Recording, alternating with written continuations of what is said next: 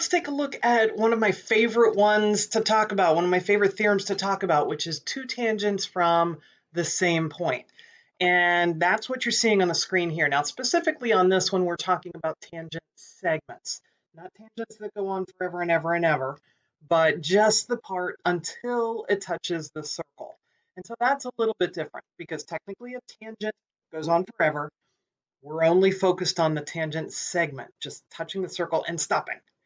If I want to, I can show my hidden objects there, and you can see that my tangents really do keep going forever and ever. I just highlighted the part that I wanted to see. Now, looking at this picture and the way that I have it situated, you can probably guess why I like this one so much. It reminds me of ice cream. Oh, it looks like an ice cream. And if I go to Grater's and I get my black cherry chip, which is my favorite of all time, I want to make sure that they put that on a cone that's made very well.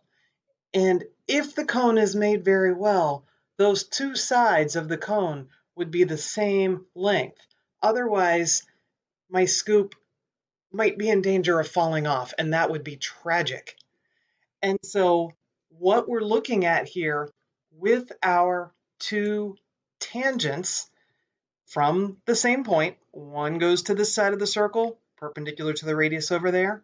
One goes to the circle side of the circle, perpendicular to the radius over there. What is always going to be true is that they're the same length. Again, otherwise my delicious scoop of graters might fall. That would be awful. And so this is going to be true. I'm going to erase those markings so I can move it around freely. Whether there we go. Whether we have a teeny tiny little cone like that, whether we have a normal size cone, whether these 2 points are closer, further apart, whatever. As long as they're both tangents, we're good. And I know they're tangents because if I show my hidden objects, I know that they're perpendicular to the radius.